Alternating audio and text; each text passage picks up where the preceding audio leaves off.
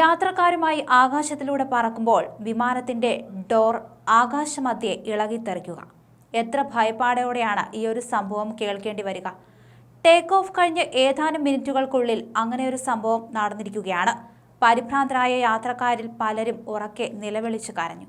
ഒടുവിൽ വിമാനം അടിയന്തരമായി തന്നെ ലാൻഡ് ചെയ്തിട്ടുണ്ട്. വിമാനത്തിലുണ്ടായിരുന്ന ആർക്കും പരിക്കുകളില്ല. പോർട്ട്സ്ലാൻഡിൽ നിന്ന് കാലിഫോർണിയയിലെ ഒന്റാറിയോയിലേക്ക് പുറപ്പെട്ട അലസ്ക എയർലൈൻസിന്റെ S-1282 വിമാനത്തിലെ യാത്രക്കാരാണ് നടുക്കുന്ന നിമിഷങ്ങൾക്ക് സാക്ഷിയായി മാറിയത്. ബോയിംഗ് 739-9 മാക്സ് വിമാനം പോർട്ട്ലാൻഡ് ഇന്റർനാഷണൽ വിമാനത്തിൽ നിന്ന് പറന്നുപൊങ്ങി മിനിറ്റുകൾക്കകം ഡോർ ഇളകിത്തെറിക്കുകയായിരുന്നു. 171 യാത്രക്കാരാണ് വിമാനത്തിലുണ്ടായിരുന്നത്, കൂടാതെ 6 ജീവനക്കാരും. ഡോർ ഇളകിത്തെറിച്ച ശേഷമുള്ള ആശങ്കയുടെ നിമിഷങ്ങളിലും ചിലർ എല്ലാം തങ്ങളുടെ മൊബൈൽ ക്യാമറകളിൽ പകർത്തി. ഈ വീഡിയോ ദൃശ്യങ്ങളും ഇപ്പോൾ സോഷ്യൽ മീഡിയയിൽ വൈറലാണ്. 16,325 അടി ഉയരത്തിൽ എത്തിയ ശേഷമാണ് വിമാനം തിരിച്ചിറക്കിയതെന്ന് ഫ്ലൈറ്റ് ട്രാക്കിംഗ് വെബ്സൈറ്റുകൾ പറയുന്നുണ്ട്.